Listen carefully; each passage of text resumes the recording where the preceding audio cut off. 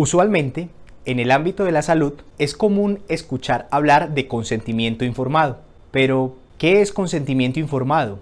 ¿Cuáles son sus características? ¿Cómo se clasifica? ¿Qué debe contener un consentimiento informado? Estos y otros asuntos te los explicaré en este video.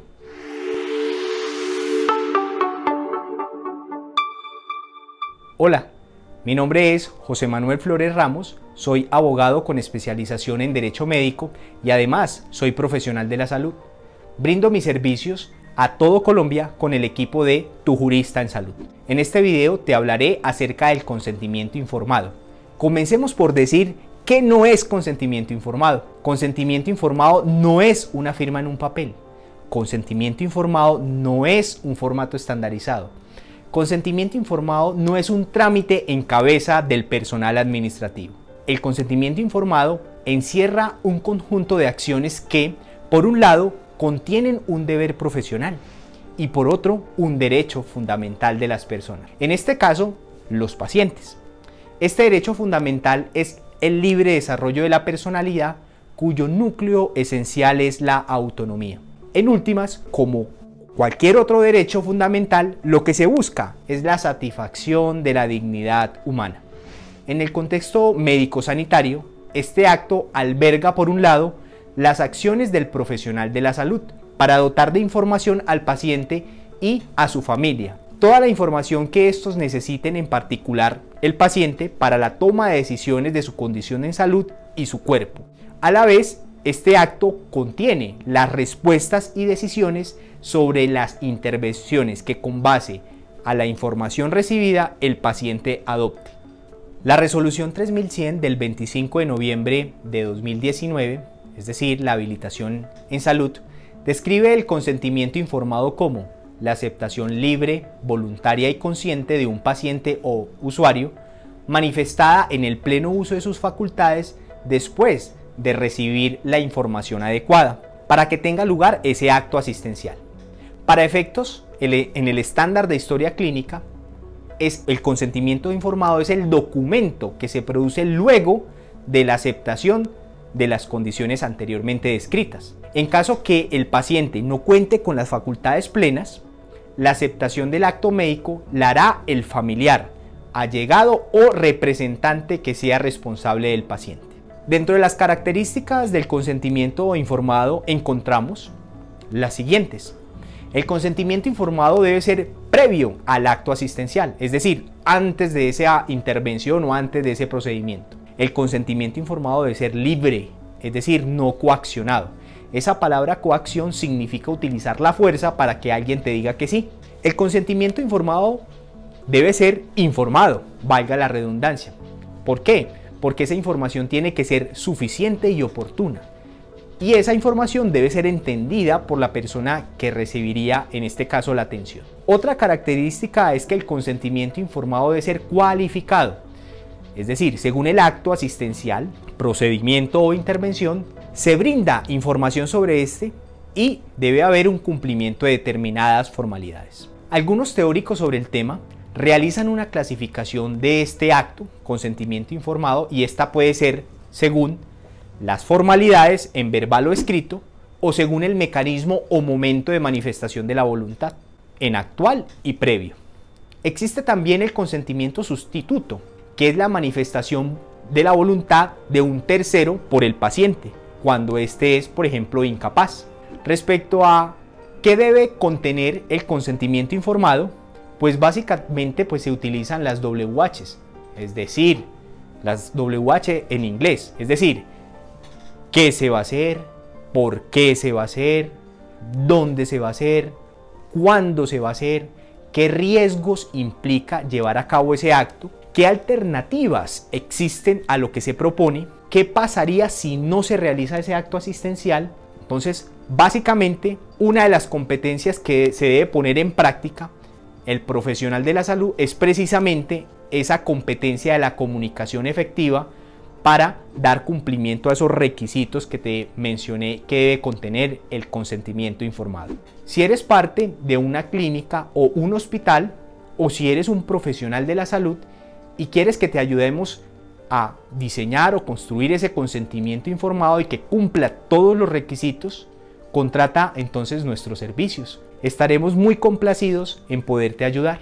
Si eres un paciente y sientes que te vulneraron el derecho a la información en el consentimiento informado, también te podemos asesorar en tu situación. Ahora bien, cuando el paciente se encuentra en estado de inconsciencia, cuando es menor de edad o cuando tiene alteración del estado mental, el consentimiento informado tiene una variación. En un próximo video haremos hincapié o haremos referencia a esas situaciones excepcionales, puesto que esto es un tema que también tiene que ver con el concepto que se maneja en la ciencia jurídica o en el derecho, que conocemos como la capacidad. Existe mucha jurisprudencia referente a este tema, al consentimiento informado.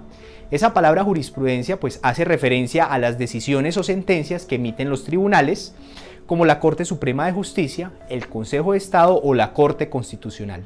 En materia del consentimiento informado te comparto la siguiente jurisprudencia. La sentencia C-182 del 2016, proferida por la Corte Constitucional, donde se declara exequible, es decir, se declara constitucional el artículo 6 de la ley 1412 o 1412 de 2010. Y esta ley es por medio de la cual se autoriza la realización de forma gratuita y se promueve la ligadura de conductos deferentes o vasectomía y la ligadura de trompas de falopio como formas para fomentar la paternidad y maternidad responsable. En esta sentencia se describe, por ejemplo, el grado de cualificación del consentimiento informado, el nivel de adecuación y entre otros asuntos se tocan en esa sentencia.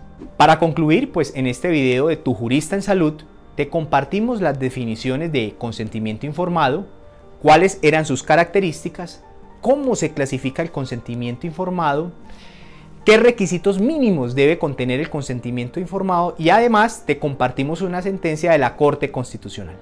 Si quieres conocer nuestros servicios para clínicas, hospitales, EPS, firmas jurídicas, instituciones educativas o profesionales de la salud, o si eres un paciente que requiere alguna asesoría relacionada con atención en salud, e inclusive si eres un abogado o un jurista con un asunto de responsabilidad médica y estás lógicamente en cualquier parte de Colombia, te podemos ayudar. Si te gustó este contenido, pues dale me gusta y te invitamos a suscribirte a nuestro canal y visitar nuestra página web, que está en la descripción de este video. No olvides que nuestro eslogan es para la eficiencia en el servicio y la garantía del derecho a la salud.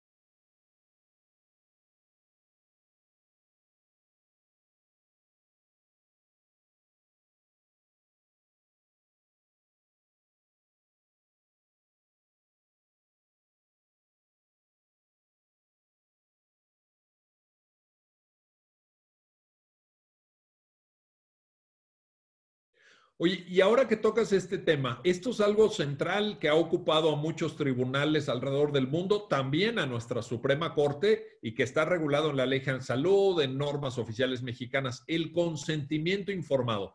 Porque naturalmente cuando uno acude ante un profesional de la medicina, cuando uno pues tiene que practicarse, incluso imaginemos en el peor caso, pues una cirugía, hay un ámbito de incertidumbre. Es decir, pues si tú no eres médico, no sabes exactamente qué te van a hacer, cuál va a ser el proceso de recuperación, cuál es el porcentaje de riesgo o de incluso de fallecimiento, porque también hay un porcentaje de posibilidades de que no la libres en una atención quirúrgica, por ejemplo. Entonces, ¿qué papel juega? Bueno, primero, ¿qué es? Y luego, ¿qué papel juega en todo esto que estamos hablando de la malpraxis médica? El consentimiento informado que mencionabas, eso. Bueno, mira, en términos muy generales, sin el propósito de abondar tanto, pues el consentimiento informado consiste en la obligación que tiene el médico de hacerle saber al paciente los procedimientos, bueno, primero el padecimiento, los procedimientos y la posibilidad de resultados respecto de la enfermedad o la iatrogenia que está presentando.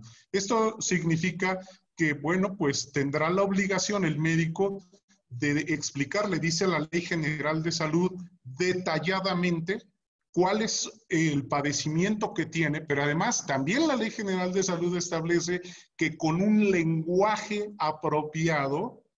¿Por qué? Porque el lenguaje de los médicos es muy técnico, ¿no? Entonces, pues no todos entendemos lo que dice. Entonces, explicarle lo más detalladamente posible con un lenguaje que resulte de fácil comprensión, de qué se trata el padecimiento, cuál es el procedimiento que le van a llevar a cabo, y cuál es la posibilidad de obtener un resultado exitoso o no. Ojo, porque no en todos los casos se puede dar un consentimiento informado porque simplemente es imposible realizarlo y es cuando entra el médico con toda su responsabilidad a poner todo su conocimiento. Me refiero, por ejemplo, a que el consentimiento informado está pensado en una cirugía programada, donde el paciente pues sabe que tiene y hay posibilidades de que mañana pasado, dentro de un mes, etcétera, se pueda dar la intervención, la invasión, como dicen los médicos, al cuerpo, y bueno, pues el médico le informa y le dice. Pero también hay otros casos en donde son de extrema urgencia. El paciente llegó accidentado, traumatizado, etcétera, y el médico pues tiene que actuar inmediatamente y en lo último que piensa pues es en el consentimiento informado. Entonces, en esos aspectos entra ese bagaje de conocimientos y de normatividad que el médico debe de conocer como profesional que es para poder combinar tanto su conocimiento profesional y científico como el cumplimiento de las normas para que no se salga de ellas. Oye, cuando señalabas que este consentimiento informado se debe dar en términos de lo que la propia Ley General de Salud establece, evidentemente, se debe dar de manera detallada. Me acordé de una sentencia de nuestra Suprema Corte en la cual le reprochan en un juicio de responsabilidad, yo creo que responsabilidad patrimonial o administrativa, porque era contra el ISSSTE, le reprochan que en un hospital del ISSSTE se recabó el consentimiento juntando a varios pacientes, eran 30 pacientes que tenían una dolencia muy, muy parecida y se les dio una plática, una especie de conferencia. Entonces, imagínate que se juntan en una sala del ISSSTE. A ver, vénganse todos los que tienen aquí, creo que era un tema de incluso de nervio ciático o una operación de cadera, etcétera. Entonces, vénganse aquí todos los que anden mal de la cadera, que están en este hospital, les vamos a dar una plática y con eso vamos a recabar el consentimiento informado. Pero la Corte en la sentencia dice, eso no es. O sea, ahí no se está cumpliendo porque, como tú muy bien lo dijiste, entonces, Eso no es detallado. Detallado tiene que ser apropiado para cada caso, ¿no? Para cada persona, porque cada dolencia es diferente. Cada paciente tiene una situación distinta, ¿no? Claro, pero además fíjate que pues es muy arriesgado, a veces es comprensible por la circunstancia que viven los centros de salud que prestan servicios de salud en nuestro país, dadas todas las carencias que ya sabemos que tienen, pero pues el cumplimiento de la norma no autoriza que se hagan este tipo de situaciones, porque incluso las condiciones, como tú bien lo señalas, las condiciones físicas de cada paciente son diferentes. La Ley General de Salud incluso reconoce en los principios que maneja que ante un mismo tratamiento, la respuesta del paciente puede ser diferente. Entonces, cuando se da el consentimiento informado, cuando se obtiene del paciente, es porque el médico ya ha valorado todas las circunstancias especiales, específicas de ese paciente en particular, que es que cuánto pesa, que si es diabético, que si tiene padecimientos, y eso pues no lo puedes generalizar, tienes que hacerlo de manera específica para cada uno. Pero fíjate, sucede que luego se dan este tipo de actos y hay alguno u otro paciente que sí se atreve a reclamar, pero no al médico, sino al ISSSTE o al Estado. ¿Por qué? Pues porque al Estado no le dio la atención que la propia ley señala y muchas veces el Estado se ve obligado a indemnizar a estos pacientes con cantidades millonarias y creo yo que al Estado le saldría más barato cumplir con la ley que no cumplirla por todas estas circunstancias que se dan. Pero bueno. Sin duda, bueno, le saldría más barato económicamente, incluso, digamos, casi éticamente, ¿no? Porque pues la vida y la salud son algo muy, muy valioso. Ahora, nada más para cerrar este mismo punto y con esto pasamos a otro tema, pero a ver, se recaba el consentimiento, pensemos en un caso, se recaba el consentimiento informado con todas las especificidades, con todos los requisitos que fija la normatividad aplicable, el paciente entiende lo que le van a hacer, asume el riesgo que existe en todo procedimiento médico, etcétera, pero eso no quiere necesariamente significar, y esa sería la pregunta, César, eso no implica que ya el médico no sea sujeto de responsabilidad por malpraxis, ¿no? O sea, el consentimiento informado es un elemento que debe darse, pero no excluyente de la malpraxis. Sí, claro, es la información del paciente sobre el padecimiento y el tratamiento que que van a llevar a cabo los médicos. Pero cuando ese procedimiento se desarrolla, cuando ese tratamiento se desarrolla, ahí puede venir el error, ahí puede venir la malpraxis, la negligencia, incluso, fíjate Miguel, lo que hemos visto en algunos casos en donde ha habido error de diagnóstico, que ya la Corte nos ha dicho en una jurisprudencia cómo se especifica el error de diagnóstico, y hay consentimiento informado. Entonces, este ejemplo nos permite saber que el hecho de que haya un consentimiento informado no quiere decir que se excluya del error de diagnóstico. Es decir, con un diagnóstico erróneo le están informando, les están obteniendo un consentimiento informado del paciente. Son cuestiones que sí pueden permitir tener la responsabilidad del médico aun cuando exista consentimiento informado. Oye,